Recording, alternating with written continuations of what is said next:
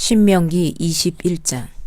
주 당신들의 하나님이 당신들에게 주셔서 차지하게 하시는 땅에서 누구에게 살해되었는지 알 수 없는 사람의 주검이 들에서 발견될 때에는 장로들과 재판관들이 현장에 나가서 그 주검 주위에 있는 성읍들에 이르는 거리를 재십시오.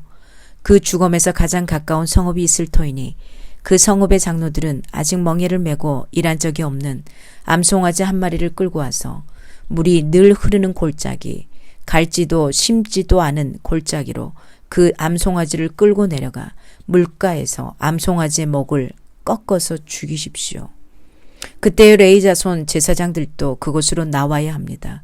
그들은 주 당신들의 하나님이 선택하셔서 주님을 섬기며 주님의 이름으로 축복하는 직책을 맡은 사람으로서 모든 소송과 분쟁을 판결할 것입니다.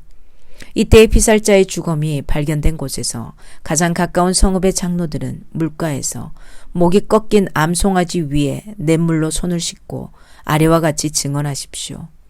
우리는 이 사람을 죽이지 않았고 이 사람이 살해하는 현장을 목격하지도 못하였습니다. 주님께서 속령하여 주신 주님의 백성 이스라엘의 죄를 사하여 주시고 주님의 백성 이스라엘 사람에게 무죄한 사람을 죽인 살인죄를 지우지 말아 주십시오. 이렇게 하면 그들은 살인의 책임을 벗게 됩니다. 이렇게 해서 당신들은 당신들에게 지워진 살인의 책임을 벗으십시오. 이렇게 하는 것은 주님께서 보시기에 옳은 일입니다. 당신들이 적군과 싸울 때에 주 당신들의 하나님이 적군을 당신들의 손에 넘겨주셔서 당신들이 그들을 사로잡을 때에 그 포로들 가운데서 마음에 드는 아리따운 여자가 있으면 그를 아내로 삼아도 됩니다. 그 여자를 아내로 삼을 남자는 그 여자를 자기 집으로 데리고 가서 그 머리를 밀고 손톱을 깎고 잡혀올 때 입었던 포로의 옷을 벗겨 하여야 합니다. 그리고 한 달 동안 집 안에 있으면서 자기의 부모를 생각하면서 애곡하게 하여야 합니다. 그런 다음에라야 동침할 수 있습니다. 이렇게 하여 부부가 됩니다.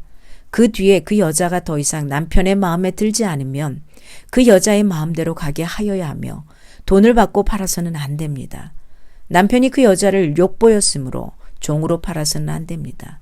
어떤 사람에게 두 아내가 있는데 한 사람은 사랑을 받고 다른 한 사람은 사랑을 받지 못하다가 사랑받는 아내와 사랑받지 못하는 아내가 다 같이 아들을 낳았는데 맏아들이 사랑받지 못하는 아내의 아들일 경우에 남편이 자기의 재산을 아들에게 물려주는 날에 사랑받지 못하는 아내에게서 난 맏아들을 제쳐놓고 사랑받는 아내의 아들에게 장자권을 줄 수는 없습니다.